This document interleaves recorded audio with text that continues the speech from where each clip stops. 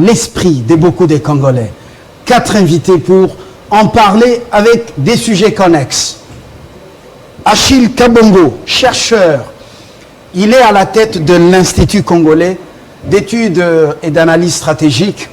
L'Institut porte le nom de Bioya, professeur qui n'est plus de ce monde. Kabongo, chercheur en géostratégie également. Bienvenue. Merci beaucoup Fabien pour l'invitation malgré les conditions stressantes dans lesquelles nous tournons l'émission. Voilà, n'ayez pas peur. On n'a pas peur, mais il faut prendre les risques pour éclairer la lanterne de l'opinion politique congolaise. Très bien. Norbert Yamba Yamba, c'est la sphère politique, cadre de l'UDPS. Il est un acteur politique connu pour son franc-parler et surtout, ça coule, son verbe. Vous êtes avec nous. Le vendredi passé, vous étiez excusé. On avait présenté les excuses aux téléspectateurs. Bienvenue. Merci bien, merci, mais je viens plus comme panafricaniste, scientifique, qui y approfondit ces questions et qui voudrait apporter quelque chose pour la société. C'est même la casquette la plus importante pour ce numéro. Oui. Alors, Carlos Moupili, société civilement politique ou société civile, par moment, vous prenez les couleurs sur la toile, on vous sent très militant. Je ne sais pas si toujours la société civile, mais vous demeurez un chercheur parce que vous êtes accroché justement à la toile et au livre. Bienvenue, vous avez pris les risques de venir. Oui, on est là. Alors que Kinshasa va... Donc la commune de la Gombe va être confinée, je ne sais pas si c'est le mot, confinée dans quelques heures seulement. Et puis... Joe Mutabazi Sekimonyo. Vous êtes chercheur, écrivain, également économiste. Nous ouvrons les débats. Est-ce que vous avez besoin de ça? Voilà, mais ça vaut la peine. Frotter un peu les mains. Voilà. Merci beaucoup. Donc, nous allons ouvrir le débat. Nous sommes en direct. On commence avec Achille Kabongo qui vient de nous rejoindre après beaucoup d'années. Beaucoup d'années d'absence. Kabongo portait disparu.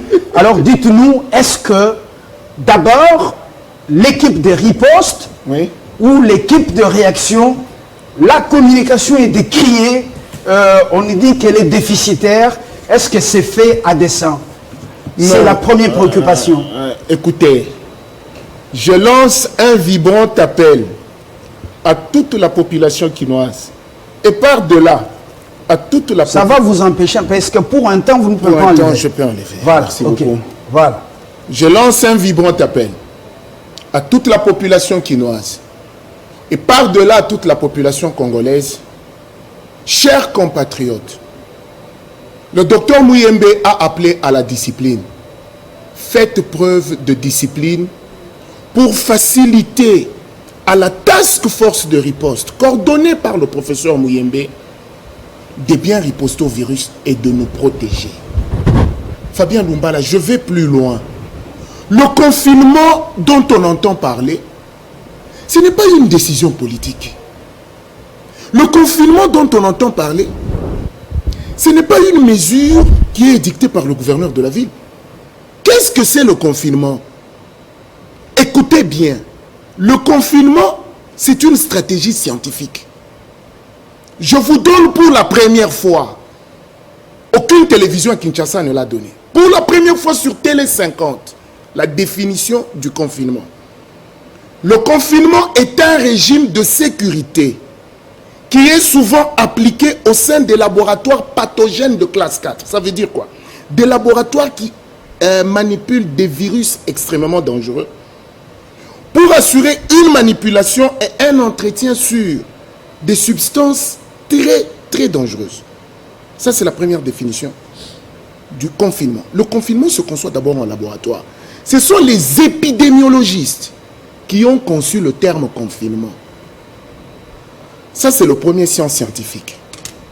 Il existe deux types de confinement. Il y a un confinement primaire et un confinement secondaire.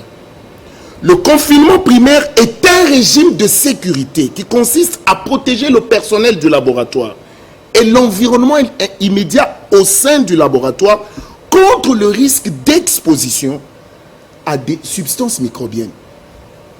Ça, c'est le confinement de type primaire. Il se conçoit en laboratoire. Il y a maintenant le confinement de type secondaire. C'est le régime de sécurité qui est appliqué en dehors du laboratoire. Lorsqu'il y a un agent pathogène qui cause une pandémie, afin de protéger la population contre la contagion ou la répansion. C'est pas contre la turpitude des lames. Non, c'est contre la propension et la répansion. Quand je suis en train de parler, je pense que les spécialistes de l'INRB sont très contents quand ils m'entendent définir comme ça. Et je vous dis ceci. Contre le coronavirus, qui est un virus NSB, c'est-à-dire un virus très dangereux de classe 4, la toute première mesure du régime de sécurité qu'il faut prendre, c'est le confinement. Si vous ne faites pas le confinement, vous êtes perdu. Il faut confiner. Regardez, tous les pays du monde entier confinent. Ils ne confinent pas parce qu'ils le veulent. Ils confinent parce que nous sommes obligés, par les circonstances, parce que dans les laboratoires, c'est le seul mode qui est défini d'abord pour stopper le virus. Et ici, j'explique pourquoi. Quand on fait le confinement, on permet à l'équipe de Dr Muyembe de dresser un tableau cartographique de la façon dont la contagion est en train de se propager, d'isoler les malades et comment pourvoir la riposte, comment améliorer la puissance de la riposte. Ah, c'est bien beau, mais théoriquement. Écoutez, si vous ne le faites pas, ce n'est pas le président Félix Tshisekedi que je soutiens à 100% qui décide du confinement. Ce n'est pas le gouverneur Ngobila qui décide du confinement, c'est l'équipe épidémiologique, la task force dirigée par le professeur Muyembe, qui décide du confinement. Task force, c'est le président de la République. Bon, président de la République, on peut l'appeler aussi task force, on peut appeler aussi l'équipe de Muyembe qui coordonne, c'est une task force. Task force, ça veut dire quoi? C'est une équipe de réplique, tout simplement, face à une épidémie. Alors, c'est le professeur Muyembe qui voit les besoins, l'équipe épidémiologique qui riposte contre le coronavirus, qui estime les besoins de confiner, transmet les résultats aux autorités et les autorités prennent les décisions d'encadrer ces mesures-là. Très belle mise au point.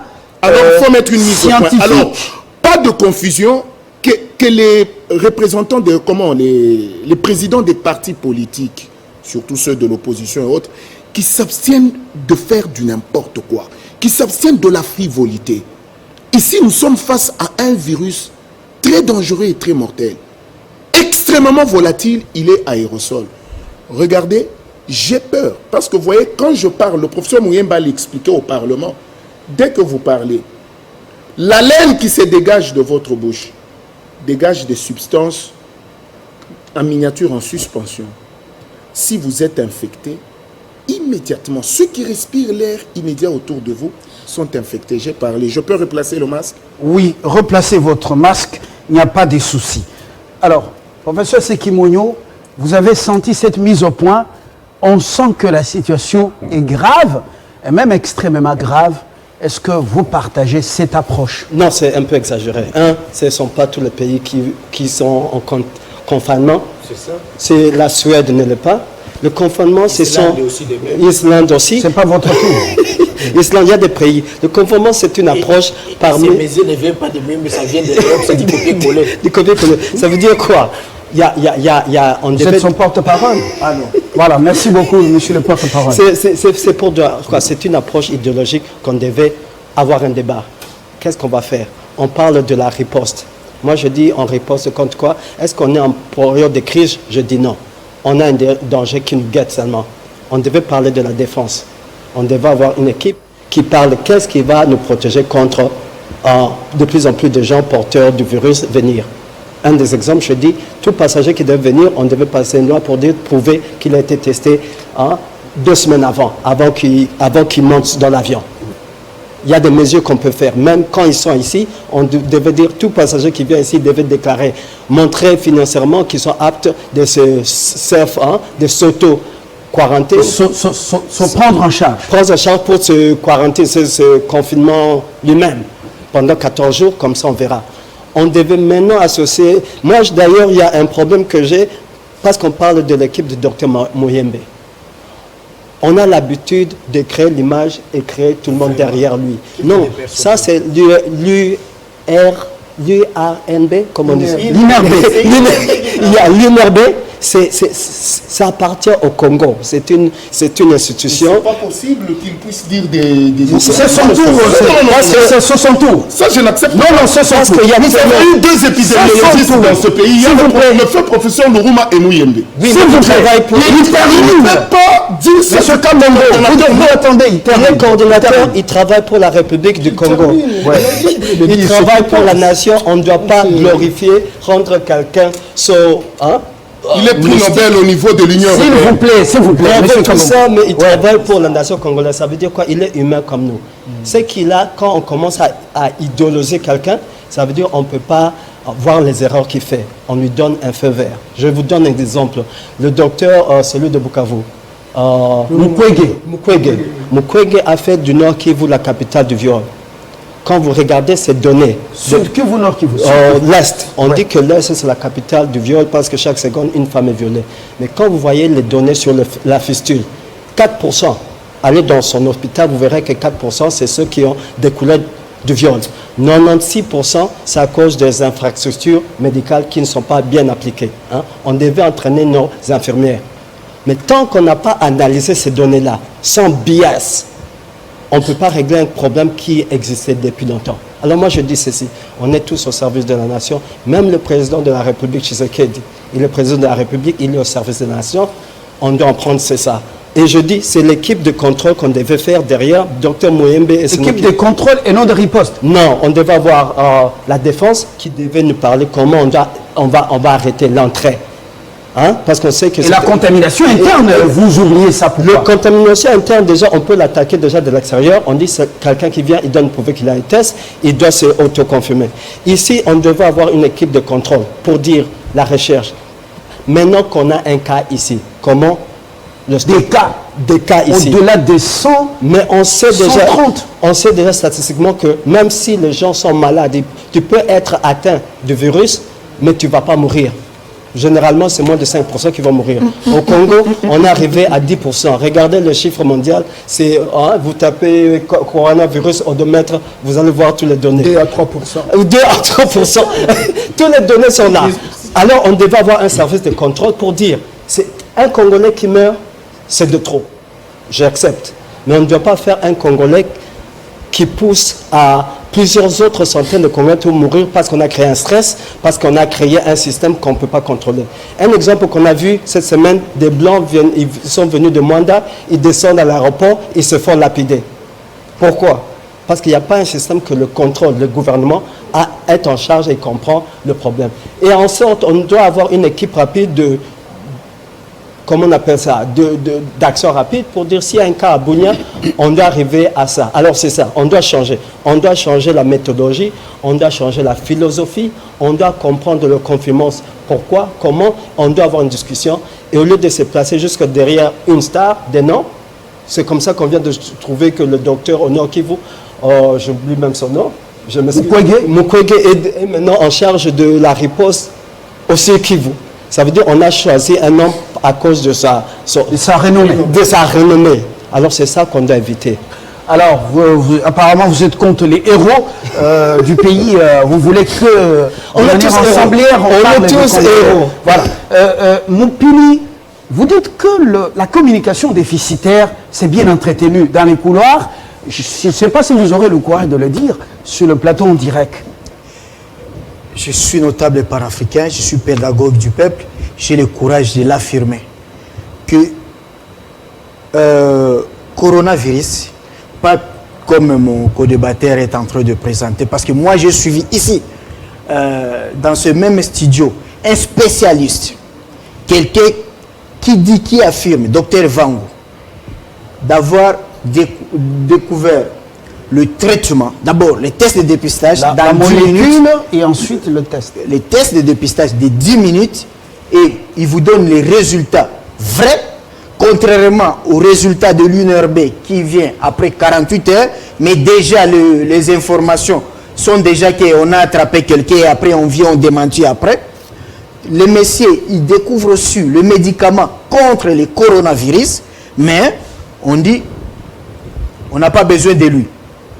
Pour la question des communications, comment moi je dis que c'est biaisé? Première fois, on nous dit, non, on a déjà un cas de coronavirus à Kinshasa, qui c'est un sujet belge. Et après, on se dit, non, non, c'est un Congolais. Est-ce qu'on peut se tromper, ne fût-ce que même de la race? Entre La situation a évolué. a évolué. Pas nous ramener à une période d'il y a 3 semaines. Là, tout le monde a accusé le ministre de la Santé publique. Et après, c'est le tour de UNRB qui nous dit non, il y a un cas de coronavirus au Nord Kivu. Nord Kivu, Sud Kivu, comme ça. Et après, on démentit, non, non, c'est à Ituri. Mais qu'est-ce que c'est là on cherche? J'enseigne dans une institution facultaire des sciences, de l'information et de la communication. Qu'est-ce qu'on vise? On donne une fausse information pour la corriger. C'est tout simplement pour tuer la confiance entre le peuple, c'est-à-dire entre l'émetteur et entre l'émetteur et les destinataires. Donc les récepteurs. Les récepteurs. C'est que les récepteurs, lorsqu'on viendra encore lui dire il y a coronavirus au Nord Kivu, il va dire ah, ça c'est ça aussi, tout ça. Et lorsque encore les porteurs de messages et des campagnes de sensibilisation sont la plupart des politiciens, et on reconnaît que les politiciens sont des champions.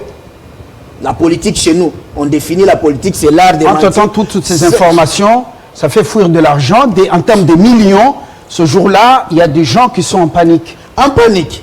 Alors, mais ça c'est première chose. Deuxième chose, nous sommes aujourd'hui en guerre contre l'ennemi qu'on appelle, l'ennemi sanitaire qu'on appelle coronavirus. Mais qui sont les soldats? C'est les personnels soignants. Mais lorsqu'on envoie les soldats en guerre, on prévoit quoi? On prévoit leurs conditions sociales et les conditions de travail. C'est-à-dire on leur donne du matériel. On achète des chars de combat, de blindés, d'armement, de munitions. Mais qu'est-ce qu'on donne au personnel soignant? Les matériels? Est-ce qu'on donne des primes de risque? On a changé les conditions sociales? Ça, c'est des questions qu'on se pose. Nous sommes sur le terrain, nous sommes de la société civile. Troisièmement, il ne faut pas... Je suis d'accord avec le professeur, les scientifiques comme moi. En sciences, et surtout dans la recherche, regardez en France, on trouve, c'est un débat entre tous les professeurs. Parce que Dieu, dans ces circonstances, envoie toujours les nouveaux-nés dans le monde scientifique. Et c'est dans toutes les crises du monde. Celui qui a découvert le moteur pour la voiture, ce n'est pas celui qui a découvert le moteur pour le bateau, ni pour l'avion. C'est pour dire quoi? Il faut que l'INRB puisse accepter que, dans la science, Dieu peut éclairer même un cultivateur, même un traduit praticien, et il peut sauver l'humanité. Pascal Blaise a été reconnu savant dans son pays avant qu'il termine ses études secondaires. Pourquoi dans ce pays, on n'accepte pas d'autres? Non, ce n'est pas bon. Très bien, on va revenir à vous. Nous entrons maintenant dans le sujet. Vous êtes panafricaniste. Dites-nous, est-ce que cette pandémie constitue en ce moment ou dans les jours à venir une menace contre les États africains? Menace sécuritaire, économique, menace financière, même environnementale, même politique. Nous allons au-delà. Merci Fabien. Je suis très heureux que vous ayez posé cette question. Parce qu'au départ, j'ai compris qu'il n'y avait pas un peu de pédagogie. On ne savait pas où est-ce qu'on allait. Et on prenait les sujets méli-mélo, etc. Et puis bon, je me suis dit, on risque de ne pas arriver en destination. Il me semble que la question de fond qui est pertinente, c'est cette question-là que nous devons tenter au regard du profil des hommes et des femmes, du profil des hommes qui sont ici sur le plateau. Je voudrais partager l'avis du professeur Sekimonio lorsqu'il dit que lorsqu'on est dans une société, on est en face d'un problème, et le problème est multidimensionnel, il ne faut pas une intelligence sectorielle, mais une intelligence collective. Et donc, lorsqu'on forme une équipe, il y a une diversité véritablement de spécialistes dans cette équipe, et chacun joue véritablement sa partition. Et donc, on a pris l'habitude dans notre pays, même quand on est dans une équipe de foot, on dit, c'est le coach. On dirait l'intelligence du groupe, essentiellement le coach. Or, tel n'est pas le cas. On est virologue, et mon ami Carlos venait de le démontrer. Certes, on n'est pas pharmacien, on n'est pas économiste, parce qu'il y a imbrication financière, il y a spécialiste de sécurité, et donc tous ces gens faisant combine. Ils sont dans un groupe, chacun porte du sien, et on construit une intelligence collective. C'est très important. La preuve est que le président de la République a impliqué les plus hauts cadres de l'armée et de la police. Bien entendu, l'impression que ça donne, c'est comme si seul le professeur Mouyembe détient le secret. Non, il est coordonnateur d'une équipe. Il est virologue, il a démontré, il n'est pas seul. On a besoin, vous savez, parce qu'on fait des débats à la hâte, au même moment que nous combattons, c'est pas le virus, il faut dire qu'il faut se poser la question sur l'après. Cette crise, quelles sont les conséquences économiques, quelles sont les conséquences environnementales, quelles sont les conséquences en termes de la démographie, etc. Tout cela en faisant commune exige naturellement que nous ayons des hommes et des femmes qui ont une diversité véritablement de connaissances. Et que nous plongeons dans l'après, déjà dans l'après-corona. Alors maintenant, parce que vous posez la question, oui. Quelles sont les conséquences? Il y a beaucoup de conséquences aujourd'hui. Je commence par... Alors c'est un danger? C'est un danger. Oui. C'est un danger. J'apporte la nuance par rapport à ce qui a été dit, que c'est une menace. Je dis que c'est une menace sérieuse parce que c'est une menace déjà planifiée. Il faut faire attention. C'est une programmation. Et cette programmation relève de plusieurs années. N'oubliez pas que le coronavirus, la première version date de 1910. Dans un centre, dans un laboratoire de stockage de virus. Quand Bongo maîtrise, il va y revenir. Et au-delà de ça, nous sommes à la version 19. C'est que très clairement, il y a eu version première, version deuxième, jusqu'à la version 19. Et vous savez, dans le cadre de ces recherches, lorsqu'on veut tout stocker les virus, parce qu'on entrevoit une guerre bactériologique et on est dans une perspective où, chaque fois qu'on a un virus, il faut le retravailler pour qu'il soit beaucoup plus virulent. De manière que lorsque on veut véritablement paralyser tel ou tel pays, à ce moment-là, on peut le larguer et on a la possibilité de décimer. Je voudrais insister sur le fait que si toutes ces stratégies de chaos sont mises en route, c'est simplement parce qu'il y a un problème de la démographie dans le monde. Vous savez qu'il y a un spécialiste qui a été plusieurs fois... C'est une fausse thèse. Laquelle?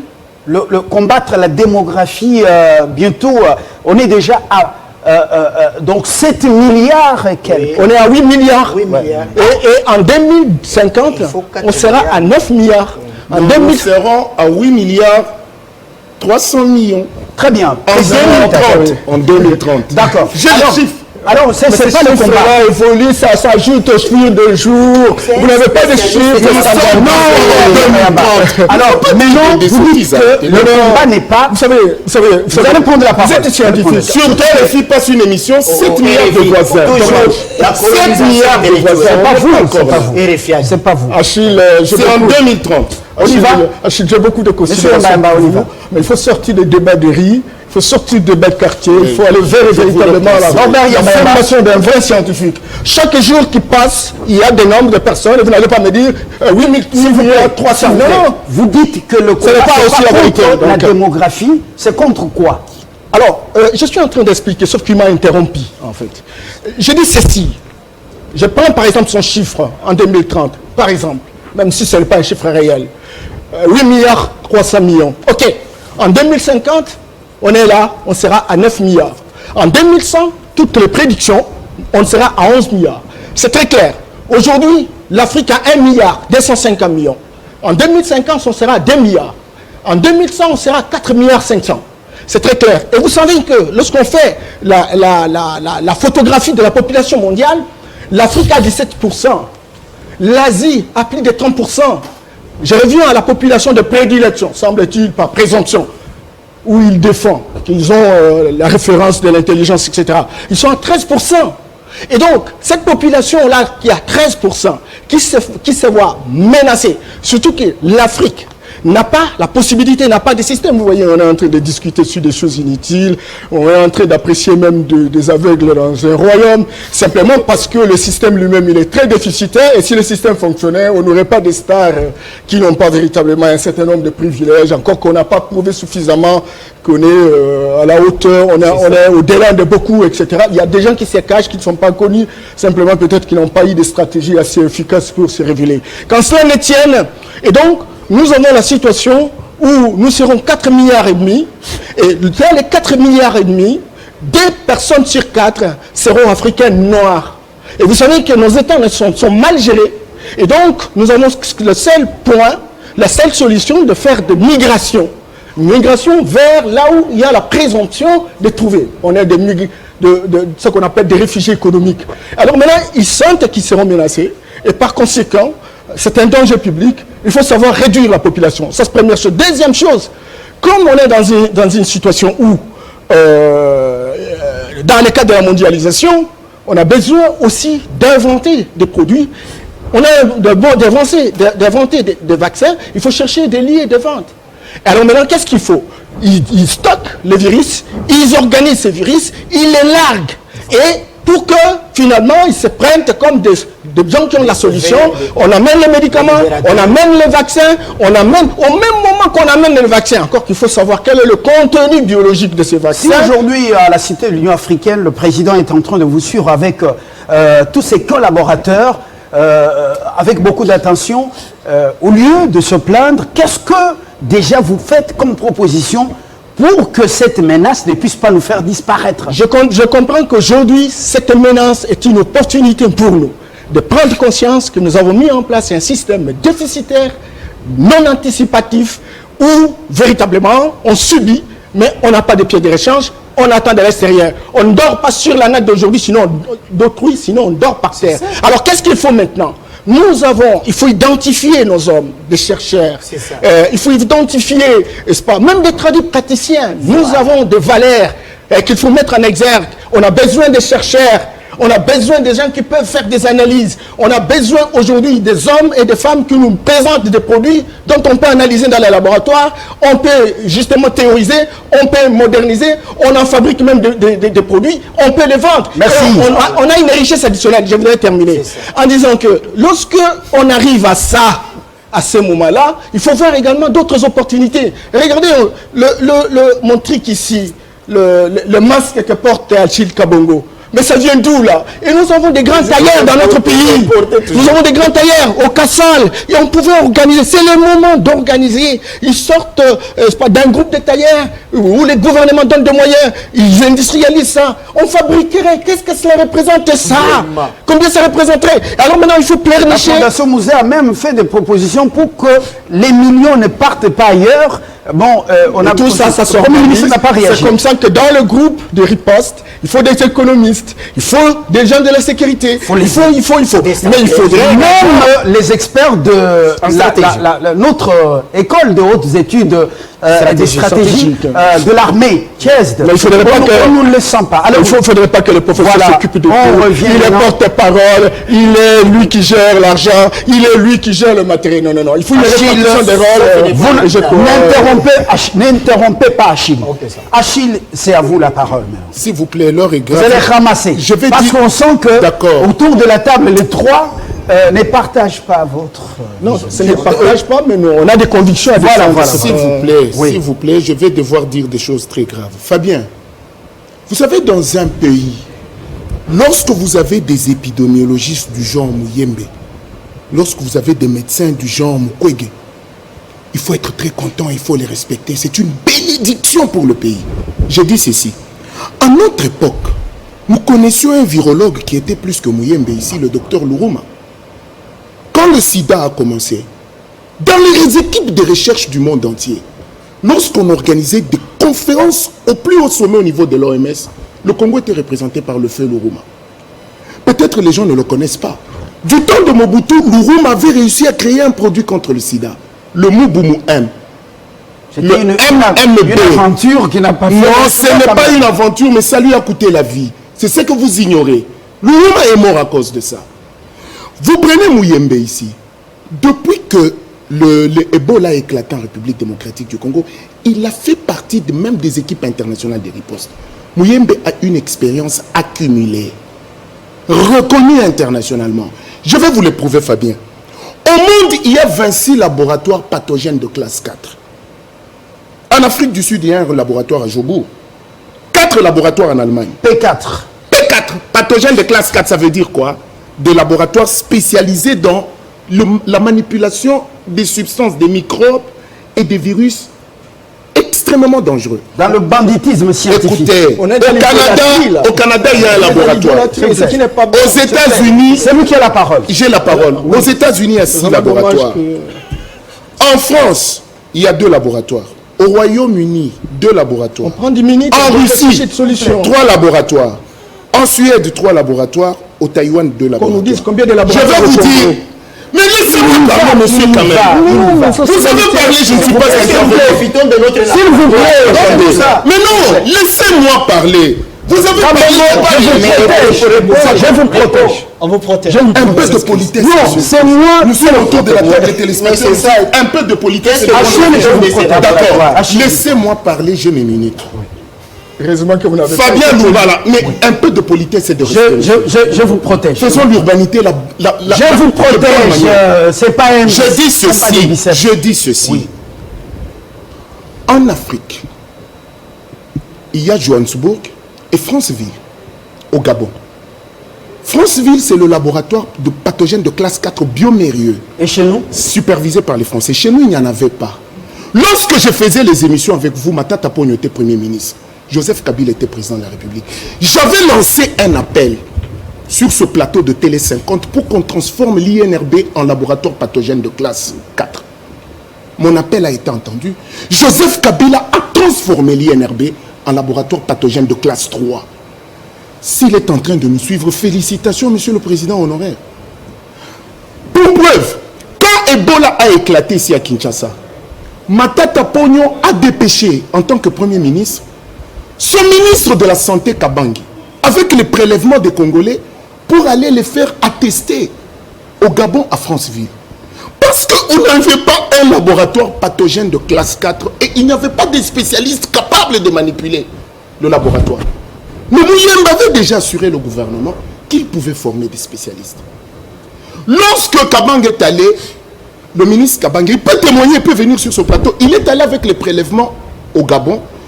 On a confirmé que Ebola était en République démocratique du Congo. J'ai réagi sur le plateau en disant que si Patrice Emery Lumumba, Premier ministre défunt, était encore en vie, il n'allait jamais accepter que les prélèvements des Congolais soient attestés à l'extérieur. Voilà, on avait demandé, on y va, on avait demandé à laboratoire Matata Ponyo, P3. P3, merci Kabila. INRB, on peut maintenant faire attester sur place. Merci la République démocratique. Non, merci la République démocratique. c'est encore la Écoutez, part. je suis de l'UDPS et je soutiens Félix à 100%. Non, non, c'est pas un problème de soutenir Félix, c'est un problème de parler des institutions de la République et les institutions de la République. J'y reviens. J'ai réagi d'abord à ceux qui ont dit.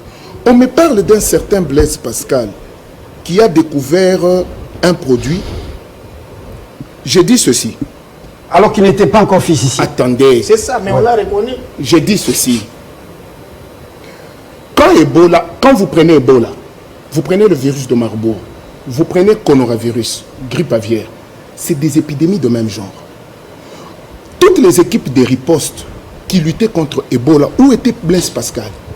Avait-il demandé une seule fois d'appuyer Muyembe? Muyembe était toujours seul avec ses équipes, avec la maladie. Alors, revenons. Oui, nous allons maintenant de manière pragmatique. Attendez, les virus, on les manipule dans les laboratoires bien appropriés. Pascal a travaillé dans quel laboratoire? Vous parlez du docteur Van. Ses recherches, ou docteur Vangoula, ses recherches ont été attestées par qui? Il ne faut pas prendre n'importe quel charlatan qui veut profiter peut-être de la sortie d'une maladie et puis le faire. Non, nous sommes sérieux. J'avance. Je dis ceci. Le professeur Sekimonyo venait de dire quelque chose de très grave. Ici pour dire que le pourcentage de ceux qui meurent, il y a un moindre pourcentage de ceux qui sont par exemple infectés. Je vais vous dire ceci. Le coronavirus est extrêmement dangereux. Il est aérosol, on le respire. chaque fois qu'il y a un nombre de gens infectés, par exemple, lorsqu'on vous dit à Kinshasa, il y a 134 cas de maladie, ça veut dire que ces 134 cas étant en interaction avec un certain nombre de gens. Supposons 300 personnes. Vu la vitesse de l'interactivité qu'il y a dans la ville, on se touche beaucoup l'eau noir. On touche beaucoup les choses. Et regardez cette ville. Les gens vivent sans des manières de la propreté. C'est ça le problème. Alors si nous faisons les binômes de Newton ou le calcul de probabilité, nous pouvons dire que les personnes contactent ces chiffres au moins à 6 000. 6 000. 6 000 en réalité. Les équipes des épidémiologistes ne peuvent pas vous le dire. Ça, c'est le calcul de probabilité sur papier. Ils nous cachent les vérités. Non, et non, c'est pas qu'ils vous cachent des vérités, ils travaillent. Alors, quand on décide qu'on confine d'abord Gombe, le docteur Muyembe veut voir quel est le type de contagion, comment la contagion avance. Mais il y a un problème. Ceux de la Gombe sont en train d'aller à la cité, envahir les hôtels. Alors, ils les amènent avec les virus ou ils laissent les virus dans leur maison à la Gombe. C'est pour cela que je vais, Question précise. je vais répondre pour rebondir directement à une réponse qu'il a dit, que le combat contre Ebola n'est pas un combat de personnel de santé. Le virus est incolore, inodore, insipide, invisible. Tout le monde doit lutter contre lui. C'est une guerre terrible. Mais et j'aimerais avancer pour dire ceci. La déstabilisation des États africains. Oui. Est-ce qu'on sortira indemne? On sortira indemne. Je répondais directement. Je vous passe la réponds parole directement. à Moussé La Kimono. France a commencé les recherches sur les microbiologies en 1921. Il a créé un laboratoire. L'Union soviétique en 1927. Le Japon a créé en 1930. Le Royaume-Uni a créé en 1936. L'Allemagne en 1943. Les États-Unis. Bon, maintenant, je dis ceci. Je dis ceci. En 1972, les Nations Unies ont adopté une convention sur l'interdiction et la mise en œuvre et la fabrication de substances pathogènes. 144 États avaient ratifié, parmi lesquels la République démocratique du Congo, parce qu'à l'époque, Nguza Karlibonde, très intelligent, était ministre des Affaires étrangères. C'est pour vous dire ceci, que c'est une menace sérieuse contre l'Afrique. Et aujourd'hui, en Afrique, nous sommes fiers que la République démocratique du Congo puisse compter au nombre de pays qui ont au moins un laboratoire pathogène de classe 4. Mais les réalités sur le terrain. Lors de l'inauguration, sont autre chose. nous avons même été applaudis Merci par beaucoup. le président de la commission. C'est Kimono. Merci, Maître Kabongo. Alors nous disons à ceux qui vont les professeurs, il faut respecter le travail de vos collègues. Voilà, merci. Il ne faut Achille pas venir Kabongo. faire le blabla sur le plateau. Voilà, Il faut reconnaître merci le- Achille Kabongo. Voilà. Je vous remercie. Choisissez les mots pour... Je dis ceci, si vous connaissez aussi, si je... Moi, j'ai cité notre Oh, s'il vous plaît. Quand les gens m'appellent professeur, je dis, pour moi, j'aime pas. Pourquoi? J'aime pas parce qu'ailleurs, on respecte mes idées. Ici, on appelle professeur, toujours. Mais ailleurs, on me parle de ma spécialité en pauvreté, sur l'éthosisme. On lit mes œuvres. Ouais, vous parlez aussi de vous, apparemment. Non, je suis en train le modernisme aussi. non, je suis en train d'aider parce qu'il dit que je dis du blablabla. Je dis, écoutez, calmez-vous parce qu'on est en train de parler des idées. Je montre par exemple, je dis, il ne faut pas parler de Muyembe, on doit parler du travail, comme je l'ai fait dans ma vie. Des deux, on va, avant de sauter de ce, je dis, à Mongafula, il y a une maman qui a tué 3 de ses enfants. Je pense qu'elle les aime bien, mais c'est à cause de la panique. La panique, elle a injecté le Congo Bololo, c'est du citron. C'est pour cela qu'on doit avoir, L'automédication. on doit vraiment, Les faux Congo. on doit faire attention à ce que la panique qu'on veut créer. Pour aller du côté économie, je dis ceci, une ville comme Bukavu, on dit il y a la finca. Les mamans maraîchères, tout le monde prend des prêts à la finca. Avec cette panique, personne ne va acheter le produit, tout est paralysé. À la fin de la journée, qu'est-ce qui va arriver? Est-ce que le gouvernement prévoit un accompagnement économique pour ces mamans? Qui va payer la finca? Qui va payer ces taux? Et de l'autre côté, revenons à la grande question. Moi, j'aime bien cette discussion pour dire, idéologiquement, on peut en parler. Moi, je dis, non, ce n'est pas un danger pour l'Afrique. Pourquoi j'aime ce genre C'est de... pas un danger? Oh Non. ça, c'est inadmissible. Sur le pas plan- votre tour. Je réponds à M. Amayala pour qu'on ait une discussion idéologique. Je dis non. En fait, c'est quoi? Je dis, ce qui est arrivé, ça révèle en Afrique notre propre inaptitude. On pensait que les gens avaient besoin de l'Africain. Non, mais maintenant, on comprend que le monde a besoin seulement de l'Afrique. Ça relève le confinement, c'est devenu un luxe. Pourquoi? L'Africain en soi, il a un revenu très bas. Ça veut dire son économie, l'Africain n'est pas résilient sur le plan économique. Il n'a pas de réserve. Ça veut dire quoi? En économie, on dit quand on a le SMIC est tellement bas, c'est bien parce que les compagnies viennent investir, ils créent de l'emploi. Mais en Afrique, ça a démontré que c'est faux. On a le SMIC le plus bas du monde. Mais sur le chômage, on a le chômage le plus élevé. On doit repenser nos économies politiques. On doit regarder qu'est-ce que l'Afrique va Ce qu'il faudra faire après la crise du après corona. la crise, mais on doit commencer à en parler maintenant. On doit voir les autres Autriches. On voit les États-Unis. Les États-Unis vont dépenser 2000 milliards. Combien ils ont donné au Congo? Ils viennent de donner, je crois, 6 millions.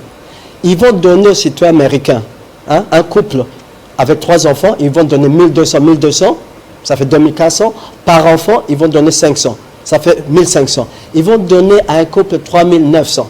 Ce que les États-Unis ont donné pour 80 millions d'habitants, ils donnent aux États-Unis pour une famille de, je crois, moins de 2000 familles.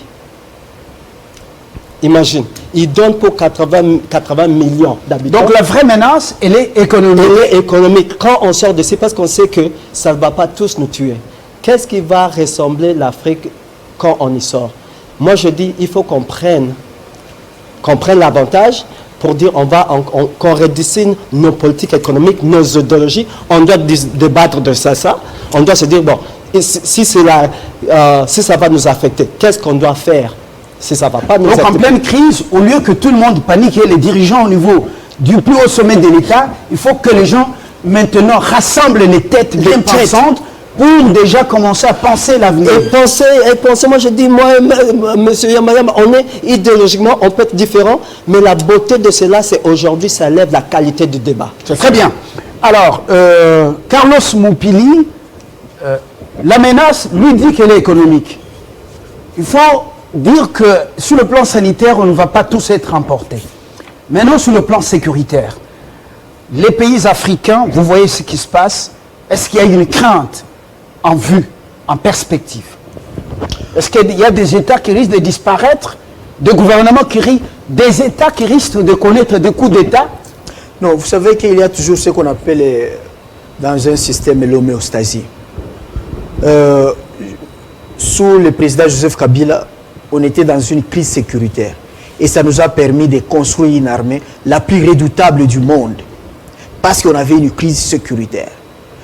Et aujourd'hui, face à une crise sanitaire et économique, le président Fachi, avec son gouvernement, il va construire aussi, il est dans un défi, pour construire une forte économie introvertie et aussi compléter et construire aussi des infrastructures ou un système sanitaire très développé. Parce qu'il faut reconnaître, contrairement à ce que dit... Quand vous le dites, est-ce que vous avez lu le livre intitulé « Le monde vu par la CIA en 2030 » Je connais Tout ceci a été l'ordre, le fondement des économies, évidemment. Au-delà des infrastructures. Au-delà de ça, je peux aller dans des dimensions spirituelles. L'ordre mondial est là, nouvel ordre mondial. C'est une caste des homosexuels qui impose les homosexuels à diriger le monde, qui impose que le Congo soit dirigé par un président qui va valider la loi sur le mariage homosexuel. Tout ça, je connais. Mais j'allais revenir pour dire quoi? Le Congo, c'est un grand pays exportateur, pas seulement de minerais, mais de médecins et des ingénieurs agronomes. Je crois que Kabongo doit avoir du respect à des médecins congolais. Ils ne peuvent pas les réduire en 2 médecins, non. Dans tous les pays du monde où vous allez, vous avez voyagé le monde, vous allez trouver dans des médecins, dans des hôpitaux spécialisés, vous trouverez des médecins congolais qui ne passent pas bien sûr à la télévision ici. Donc, n'osez plus réduire le Congo à un nombre limité de médecins. Nous sommes un grand pays exportateur de médecins au monde. Alors, deuxième chose, c'est déjà un acquis pour l'actuel régime. Nous avons des infrastructures. Parce que dans chaque territoire, il y a un hôpital général de référence, au minimum. Dans quel état? Nous avons aussi, sous Joseph, ils ont construit aussi 4 hôpitaux modernes. Mais ça ne suffit pas. Qu'est-ce qui reste? Le défi est énorme, c'est l'équipement, c'est-à-dire les laboratoires et la motivation.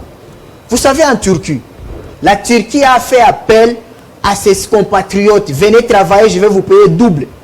Si aujourd'hui on dit, les médecins généralistes, spécialistes congolais qui se retrouvent en Afrique d'ici, en France, en Belgique, revenez au pays. Nous allons vous payer double de ce que vous gagnez à l'extérieur, ou même le même prix. Ils reviendront ici parce qu'ici, il n'y a pas d'impôt. Mais j'allais répondre par rapport à la question. Pour dire quoi?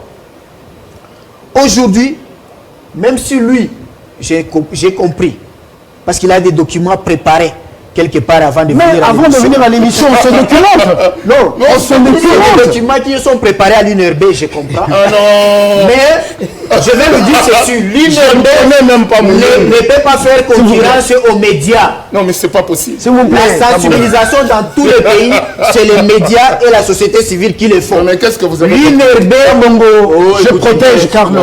Quand vous dites, vous parlez bien de Kabila et de Matata. Lorsqu'ils ont mis UNRB en place, ils n'ont pas mis UNRB pour concurrencer la RTNC ou bien Télé 50. UNRB était mis en place pour être un laboratoire de recherche. Quel est le résultat que nous entendons de l'UNRB?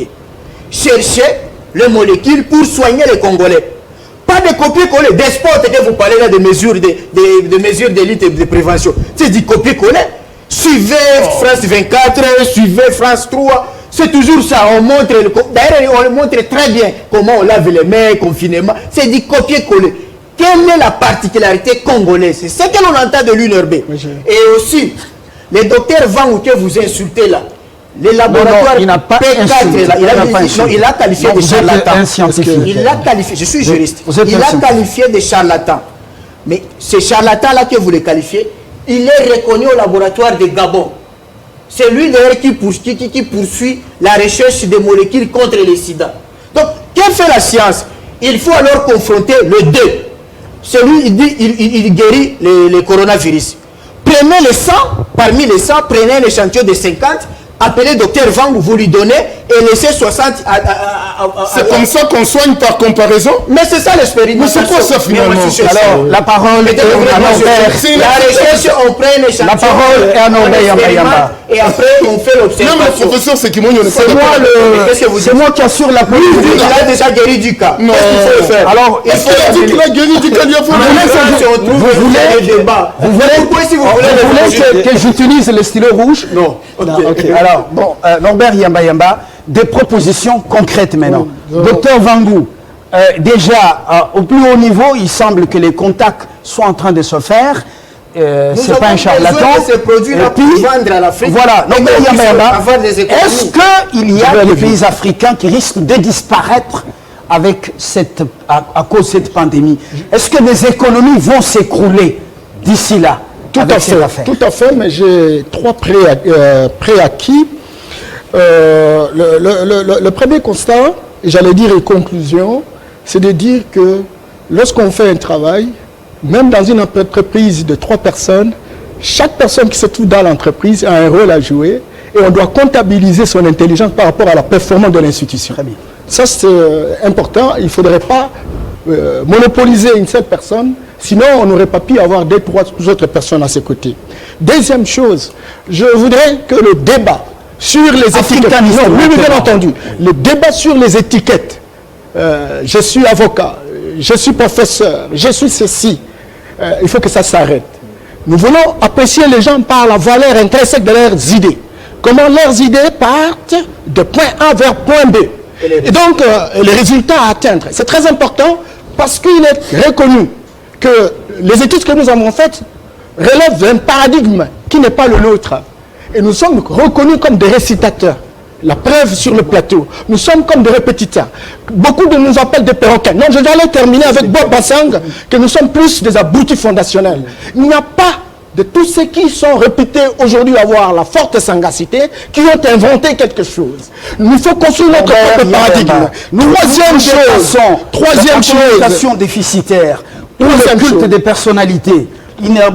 Nous sommes au niveau de l'Afrique. Le président Tshisekedi, dans quelques mois, sera le président de l'Union africaine, de l'Afrique. Ouais. Alors, vous allez y aller avec quoi? Quelle solution? Oui, Vangou, Ouyembe et tant d'autres, ils sont tous congolais. On y va comment? Est-ce que nous allons survivre, nous, Africains? Celui qui dort sur la natte d'autrui dort par terre. Personne ne peut se développer avec les valeurs d'autrui. Aujourd'hui, plus que jamais, c'est une opportunité que la force de la nature nous offre nous devons constater effectivement que nous avons été des perroquets. Nous avons récité les valeurs des autres. Construisons notre paradigme, construisons notre point ontologique en photographiant ce que nous avons comme valeur intrinsèque, comme patrimoine. Tous ces gens-là, Vangou, tradipraticiens, église de réveil, etc., on a besoin des idées des uns des autres. On a besoin que ces idées soient mises sur la table. On a besoin d'impliquer tous ceux qui peuvent véritablement rationaliser cela.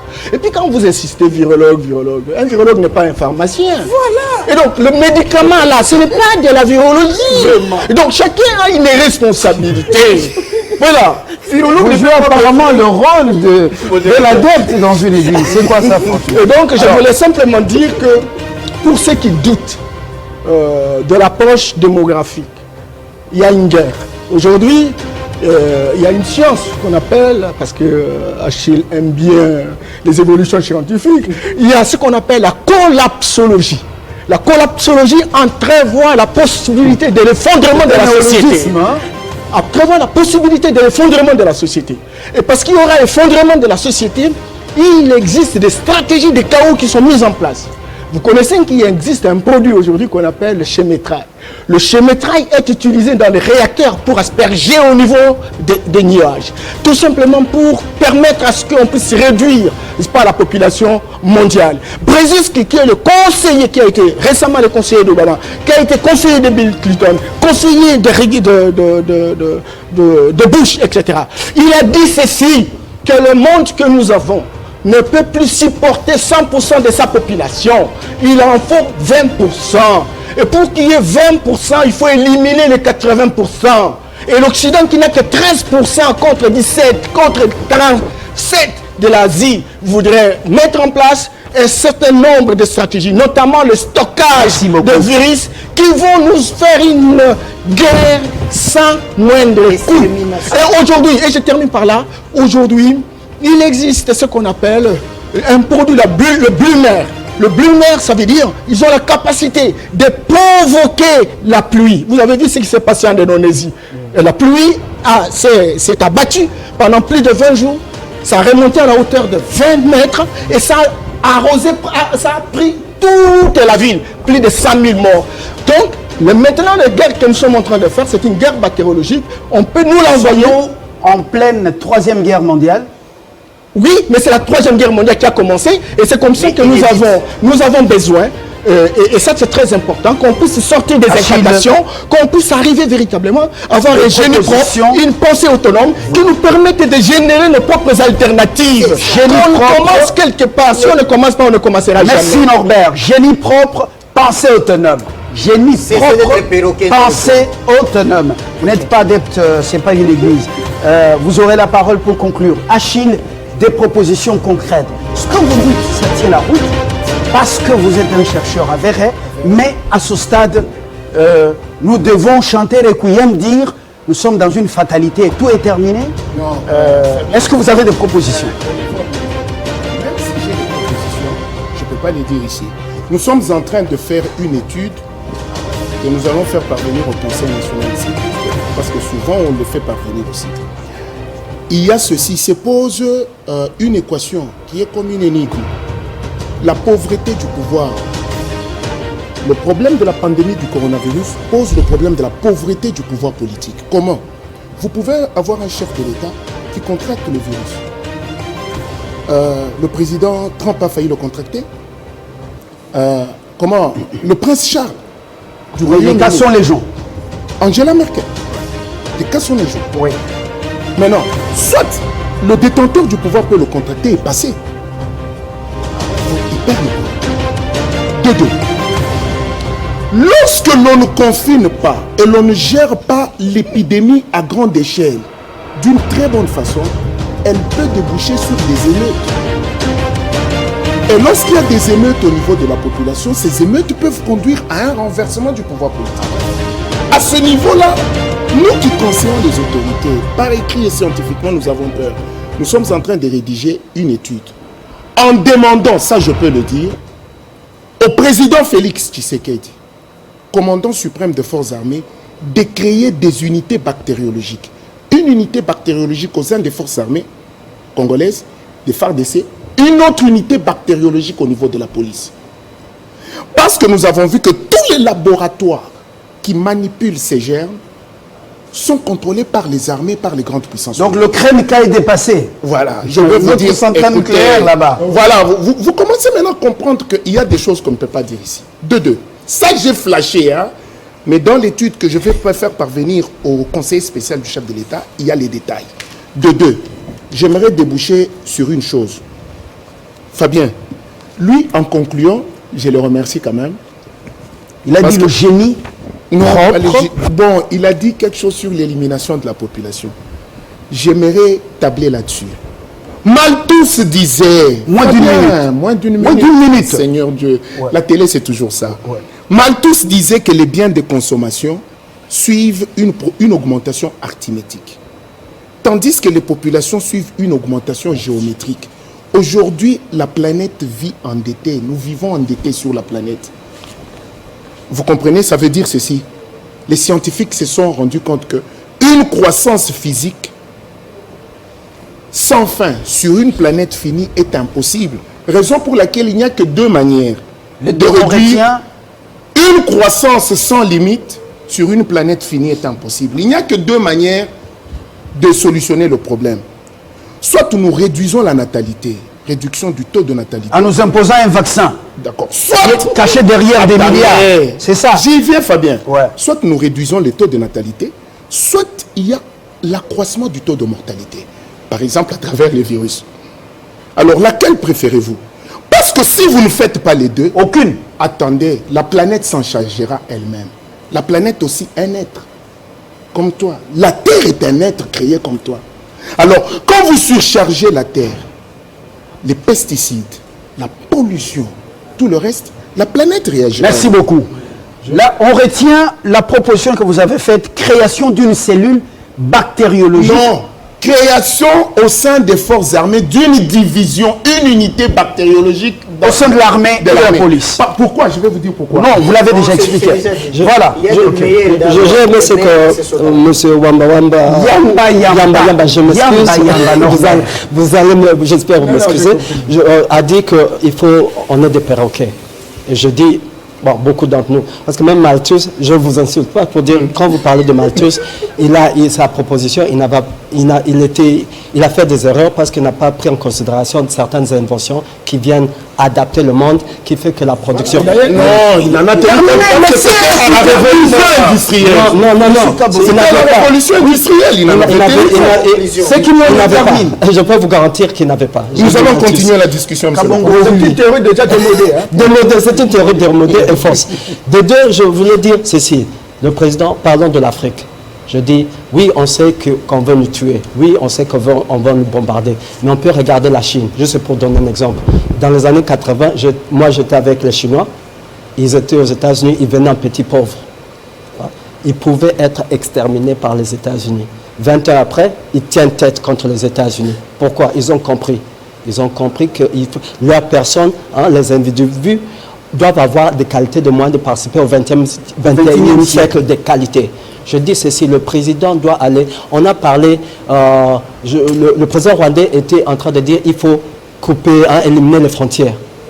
Je dis non, on peut tricher, regarder l'expérience. Passeport africain, ça ne va pas marcher. Parce que les revenus entre certains pays ne sont pas égaux. La croissance économique entre les pays ne sont pas égaux. Ça va faire qu'un va fuir de l'autre côté. Nous, on voyage, il y a des pays où je me pointe avec mon passeport congolais. Oui. Qu'on ne veut pas de moi, parce qu'on dit qu'on est pauvre. Il y a des pays où on nous aime bien parce qu'on dit le Congolais a l'argent. Là, notre croissance, le président doit aller à l'Union africaine. Pour moi, il doit parler du SMIC africain. On doit avoir un minimum paye dans toute l'Afrique. Vous parlez de SMIC, l'économie est par terre. Il n'y a plus de mobilisation des ressources. Et ça n'a rien. Les multinationales, c'est pas vous qui avez la parole. Les multinationales ont fermé ici. Les ambassades vivent. Vous regardez. Vous allez mobiliser quel argent pour améliorer le SMIC? Je veux vous aider parce que certaines personnes pensent que le SMIC a à voir avec les revenus. Ça n'a rien à voir. Le SMIC, il est arbitrairement choisi. C'est un salaire minimum. C'est le minimum. De deux, pour dire que le pays, les industries quittent le pays, ça veut dire vous regardez le Congo d'aujourd'hui. Et pour voir le Professeur, Congo... nous ne sommes pas dans un état-providence, professeur. Peut-être vous. Moi, je suis payé pour regarder le futur. Ça veut dire que le président doit aller à l'Union africaine pour nous faire parler économie, nous faire rêver. Le reste, si on regarde, si on définit, même l'homme, s'il définit son futur par le présent, il ne va jamais progresser dans la vie. Tous les gens qui ont été successful, successful, ça veut dire quoi? Ils ont une belle carrière dans la vie, Maître Yamayama, tout le monde. Votre enfance, des fois, quand vous étiez petit, vous ne serez jamais vu aujourd'hui.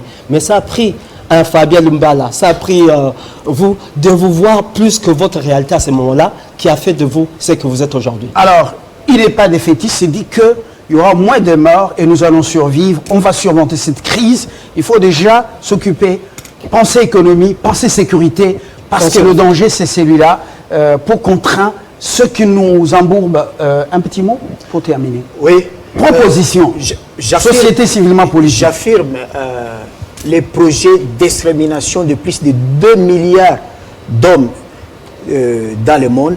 C'est un projet qui a été défendu en 2011. À l'époque, j'étais encore dans les études sur les droits internationaux de l'environnement. Et nous devons faire attention, surtout, je rappelle, il faut une autonomie dans la pensée. Parce que lorsque c'est un projet qui vient d'ailleurs et que vous êtes là pour copier les mesures, les spots, c'est autre chose. Deuxième chose, je voulais m'adresser au chef de l'État que j'aime bien, président Fatou.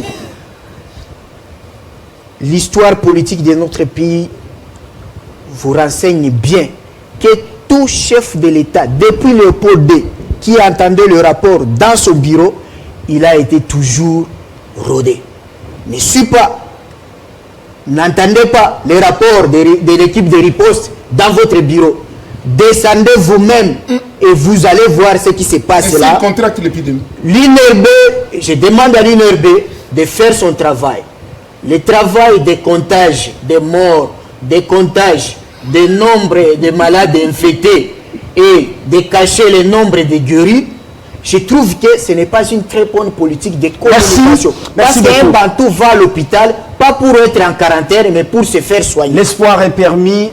Il y a moyen, maintenant que les intelligences se mettent ensemble. Apparemment, c'est ça votre vision des choses. Comme panafricaniste. Avec une originalité congolaise. Vangou est dans le mur, mais il est refoulé par ceux qui sont au service des multinationales. Voilà. Panafricaniste de son État, je voudrais apaiser Achille Kabongo, qui dit que le monde est surchargé. Non, le monde n'est pas encore surchargé. L'Afrique a 30 millions de kilomètres carrés. Il y a un taux, une densité d'1,2% de la population. Il y a encore de l'espace. L'Amérique a 10 millions de kilomètres carrés. Les États-Unis, du moins. Merci. La Chine a 10 millions de kilomètres carrés. La Russie a 17 millions de kilomètres carrés. Le taux d'occupation en termes de densité est de 2,8%. Merci, Nous avons encore l'espace et donc nous pouvons faire des choses merveilleuses. Je voudrais terminer en disant que si la Chine a réussi, le professeur Sekimon l'a dit, c'est parce qu'il y a une révolution culturelle. Ils ont construit une pensée autonome, ils ont inventé leur propre médecine, ils ont inventé leur propre science. Aujourd'hui, ils sont capables de faire une riposte avec leurs moyens propres, etc. N'inscrit pas la solidarité. Merci. Je voudrais terminer pour dire que le futur est le nôtre. Nous avons un espace géographique de 30 millions de kilomètres carrés. Nous avons des ressources naturelles. À proportion de 14 dont nous prenons le décide. Nous avons une population prospère, très jeune. Demain, si nous prenons les dispositions aujourd'hui, en 2100, nous pourrions être une grande puissance qui soit respectée. Mais il faut quitter le livre, il faut quitter les cahiers, il faut quitter le syllabus, il faut construire notre pensée autonome et c'est comme ça qu'on va relever les défis. Merci beaucoup. Et les Fumunchiki et les Kolumu, nous sommes dans l'obligation de conjuguer les efforts. Je peux conclure aussi. Oui, non, ça a été... Non, on va vous accorder une autre émission. Non, merci. Prochainement. Alors, je conclue aussi que le Congo va survivre. Il y a une vie au-delà de cette crise sanitaire. C'est possible. Sortons de notre distraction. Regardez, depuis la fermeture des bistrots et des bars et d'autres activités, l'air est propre sur la ville, au-delà du corona. on sent qu'on peut bien réfléchir. Au revoir.